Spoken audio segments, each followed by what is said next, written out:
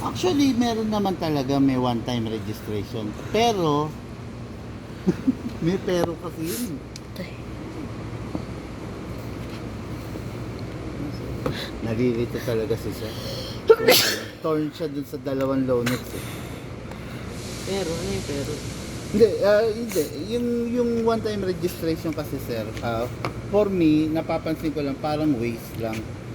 Kasi, ganun pa rin, hindi mo naman pwede ibiyahe rin eh. Hindi rin naman permit to Ganun travel. mo. Oo, hindi rin naman eh. Oo. So, Ganun kung mo kuha ka lang. ng permit to travel, kailangan mo yata naman. Ganun. Ang permit to travel, permit to transport, mayroong expiration. Halimbawa, kumuha ka ng Monday. Pagdating ng Tuesday, may hours lang. Pero yung registration eh, kailangan yun para kumuha lang. Ito ko ilang mo. Pero kung gusto mo, option mo naman yun. Kung gusto mo siyang i-register, nasa sa'yo. Pero hindi ka naman inuobliga ng batas natin. Sir. Okay mga kaibigan, ayan, Lonex. Grabe yung mga Lonex na yan. Ayan ang mga pandemic mga unit na matitindi talaga. 3 beses na masisira, 4 na beses sa China mo. Pero yung Lonex hindi pa. Okay ka na dyan, sir? Sige. Shane, hawak to. Si Sir Raymart pala. Hello, sir. Again. Nice to meet you again. Si Sir Raymart, repeat natin, no?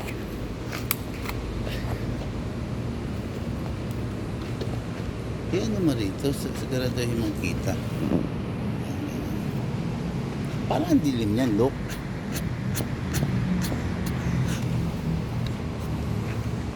Yes, yung pwede Ang na ganun. mga Yes, sir. Uy, ang dala. parang Tabi ko na to, sir. Ayaw mo na to, ha? Okay. Sige na lang. Ano? Dagdag bawas tayo. Kaya lang, meron akong utang sa'yo. Yung bag, hindi namin nadala. Yung upgrading spring at saka yung downgrading spring. Libre naman yun, sir. Kasama na natin sa previous yun. To follow ko na lang. previous na meron akong So, makukuha mo ngayon dito yung upgraded battery, upgraded charger, then yung bala. Sa bala, hindi na kita bibigyan ng 0.20 grams. Ang ibibigay ko na sa'yo, 0.25. Bakit? Malakas kasi yan. Hindi ka na mag-i-enjoy doon sa 0.20 grams. Magwawabol na lang siya. Ay. Yan, pwede yun. Yan. Okay na. Start tayo. Testing na natin, sir. Sige na. Sige.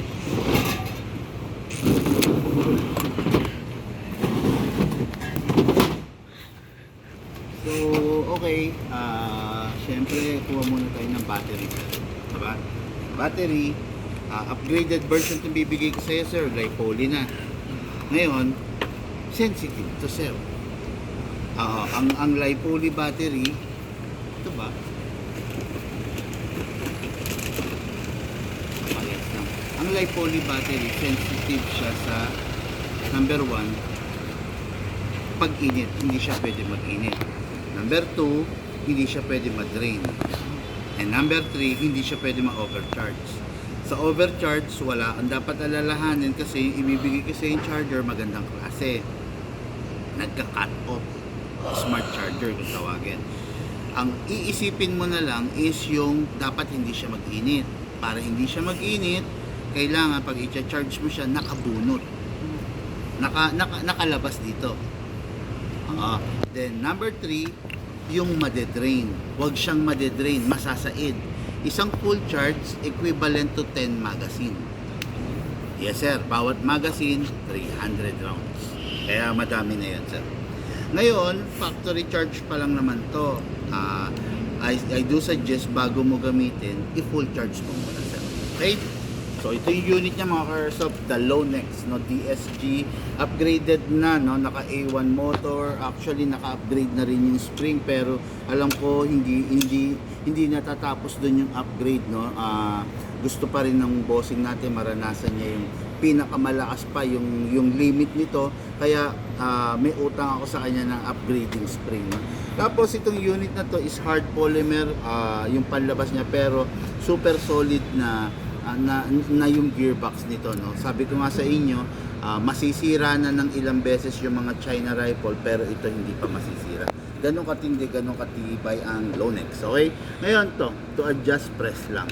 Ngayon, para maalis natin to dahil maglalagay tayong battery, hatakin. Nakita mo, sir? Oo. Sige. Tingnan ganun. Yes, ganun. Pero, mali ako. Mali ako. Ano nga pala to? Hindi na natin kailangan palang bulat-latin kasi dito natin ilalagay yung battery. Dito nga pala. Sorry. Nasanay ako dun sa mga ibang unit. No?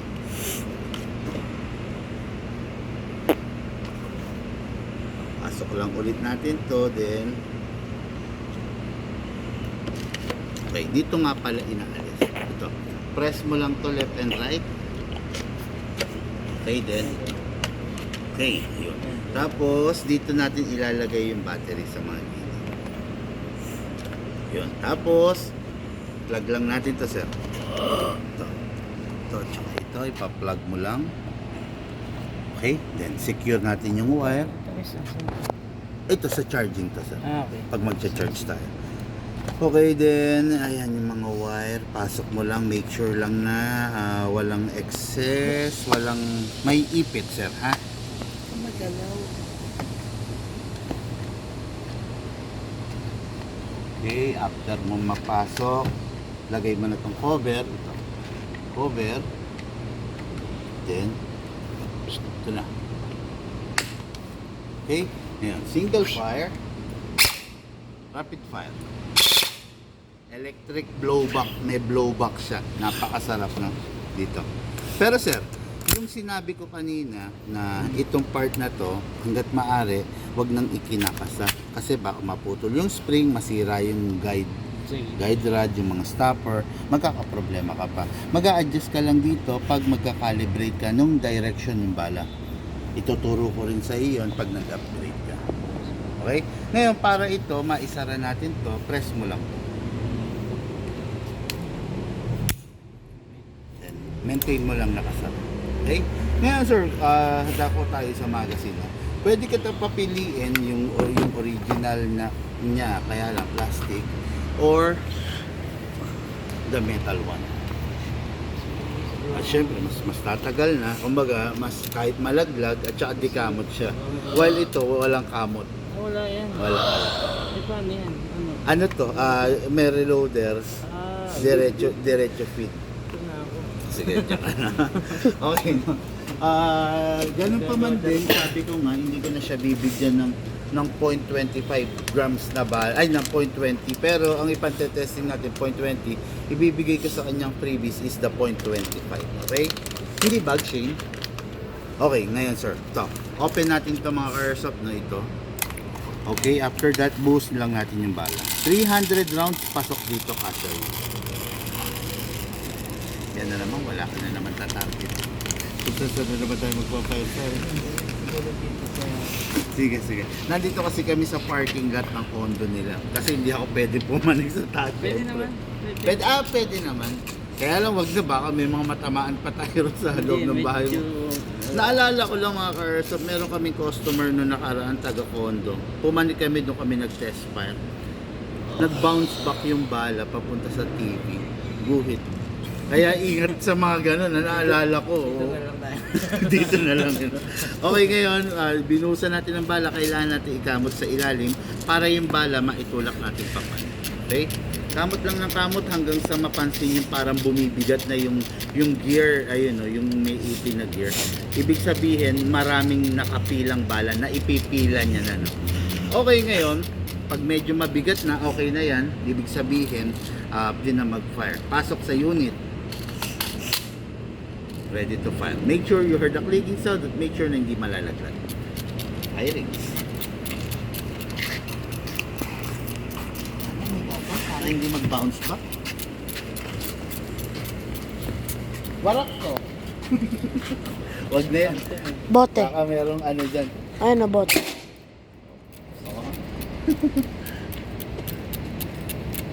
Ngayon, habang naghahanap yung bossing natin ng karton. Motor mo yan, sir? Akala ko basta binubuksan ni bossing yung kaninong motor. Si Sir Bali, taga Quezon Province. So, uuwi na siya. Uuwi siya yata itong Sabado, kaya sinabay niya na to. Although napupunta rin naman tayo dyan sa mga lugar na yan, kaya lang hindi tayo masyadong dumudulo sa mga Tayaba, sa mga Lucena, di ba? Nandito lang tayo sa Bungad, Dolores, katabi ng San Pablo, ng Chaong, ayan, mga ganun lang.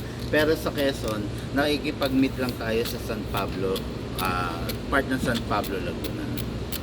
Okay, nantay lang natin kasi yung bossing natin kumukuha ng karton na pwede niyang barilin. Kung wala, meron ako. Yung karton. Sige, awa kami yan. Kunin ko lang yung karton ko ng scope. Yun ay bitin na lang natin yun. Para makaiwas tayo sa bounce back, ito ang babarilin.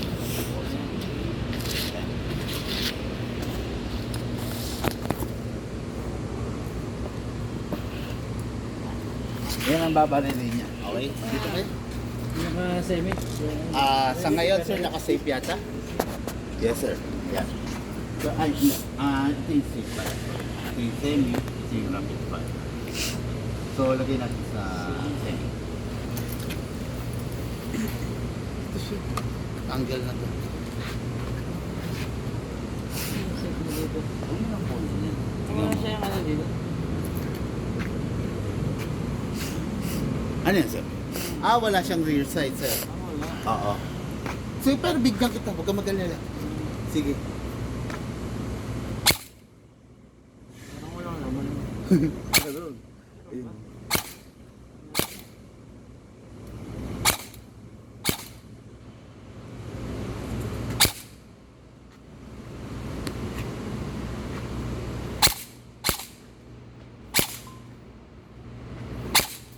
Ito mo, walang real sight eh. Try the rapid fire muna. Then, lagyan natin mamaya, sir.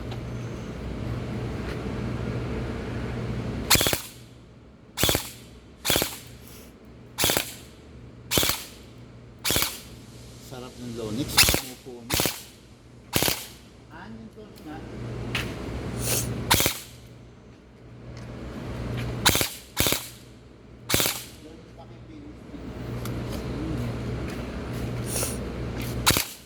Halika, bigay ko muna yung rear sight mo. Bali, i-request ng ating ka-airsoft lagyan natin ang rear sight para wala siyang dahilan. para hindi makatama. Hindi ka makatama. Halika, okay lang. Lagyan natin ang rear sight. Alam ngayon, lalagyan natin ang rear sight mga airsoft. No? Pasensya na kayo, no? Kasi itong live na to, tulad nga ng sinasabi ko, walang edit.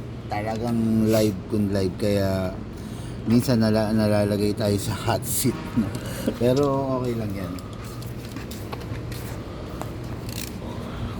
Okay. Yun. Tingnan lang, meron tayong tools. Sino ba nagregalo nito? Ikaw? Ako. Oo, yan. Regalo ni Shane itong tools na to para pag dumadayo kami hindi kami kakapa-kapa at nang hihiram sa airsoft. Okay? Ako yan. Kano? Okay, yan na. Kita nyo naman ganun kalakas ang ating ka-airsoft sa atin, no?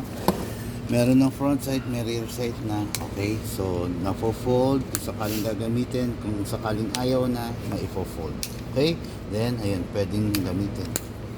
Ngayon, pa-fire natin ulit yung bossing natin para magkaalaman na talaga. Ayan na, may rear sight na. Ayan.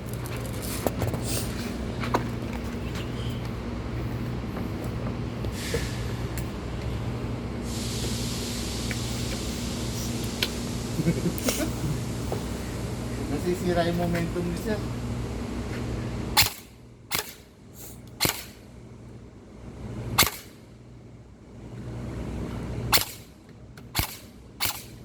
Yun pala, rear side pa lang kulang talaga. Tumatama na eh.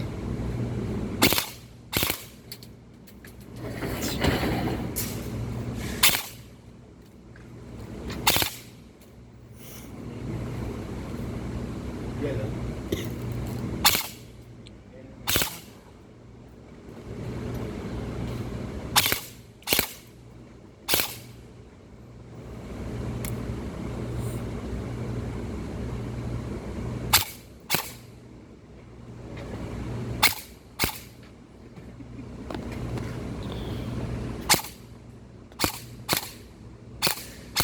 Yun. Hey. Ayan. Mukhang enjoy si sir. Pero sir, hindi pa dun natatapos ha.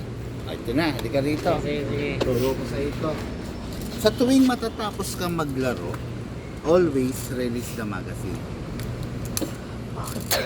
Normal to na merong malalaglag na 3 or 4, tapos i-clear mo yung chamber. May isang natira, di ba? After mong i-clear yung chamber, ito yung pinaka-importante sa lahat. I-re-rest mo yung spring. Normally, ang spring mula rito hanggang dito, pero dahil nag-fire tayo, nakapipi yan. Nakapress yan. Kailangan balik mo sa pagkakauna. Lalagay mo siya sa rapid fire. Press mo ng 1 seconds. Then single. Then safe. Basta rapid single. Yes sir, ulit. Nag-fire ka, di ba? Rapid fire. Then single. Then safe. Yun, mapapanatili mo yung lakas ng spring mo. Kasi baliwala eh, kahit may bago kang spring nilagay mo, kung hindi mo i-re-rest, hihina na siya. Yun, ganun. Tapos, yun lang sir, learn how to manage your battery. Ang kalabang mo lang sa AEG talaga pag hindi ka maingat sa battery. Pero kung maingat ka naman, yun nga, yung tatlong sinabi ko, hindi ka naman mamurong problema. Tapos, tulad nung sinabi ko, yung BBs, wag na lang pupulutin. Yun. Lifetime warranty sa unit, basta may problema, call lang. Okay? Turo mo sa akin paano palasin ito. Ano yun? Paano pag magpapalit ng Okay. string? Sige. Yun. Dali. Ay, mali na naman. Nasanay ako talaga sa ibang unit. Bunutin ko muna, sir, ha? Tuwing mag-ooperate ka, make sure na nakaalis yung battery para safety ka, sir, ha? Nasanay lang ako mga ka-airsoft na sa mga ibang unit na laging inaalis yung butt tube, no? Pero dapat hindi na. Okay? Ngayon, dahil kung mag-upgrade tayo dito, bubuksan mo lang to. Yeah, wala lang ako dala ng tools nito. Allen na malaki. Bubuksan mo lang, then haalisin mo yung cover, lalabas yung spring guide and spring. Okay? Pagka naalis mo na, ilalagay mo yung downgrading or upgrading spring muna, then spring guide, then tatakpan mo. Yun lang naman yan. Ano naman yung set nun? Yes, kung paano mo inalis, ganun mo rin babalik, sir. Tapos, yun lang naman, ito, yung tinatanong mo kanina, this is for the charging. Then, ito yung ipa-plug mo rito. Huwag lang magkakamali ng positive, negative. Tapos, yun lang naman. Ngayon, pagbabalik natin, balik natin ulit. Nasanay lang ako mga ka-airsoft, no? Kasi, bukod tangi, Lonex lang ang may ganitong system, eh. Okay, then, basta lagi, secure mo lang yung wire. Pagpasok mo lang to para wag siyang masusugat, masisira. Actually, meron pa akong isang dagdag lang. Last na lang to, no? Yung mga ka-airsoft natin, pinu-fully extend to. So, ang tendency, pag naka-fully extend to, konting galaw mo, nawawala ka sa focus. Pero ako, kung mapapansin nyo, pag nagpa-fire ako, naka-compact mode siya. Nakadukduk yung mata ko dun sa rear side. For that, hindi ka mawawala sa focus. Hindi mabilis mawala sa focus. Pero pag malayo yung mata mo dun sa rear side, konting galaw lang, nawawala ka sa focus. Ayun lang. Pero may mga sanay kasi nung naka-fully extend. Ako, masanay ako na hindi. Yes, sir. Okay, tapos yun lang. Wala naman ng other concern. Kung basta mayroong problema, tatawag lang isa. Okay? May utang ako kay sir. Witness kayo. Papaship ko yun. Okay guys, thank you and have a blessed day to all.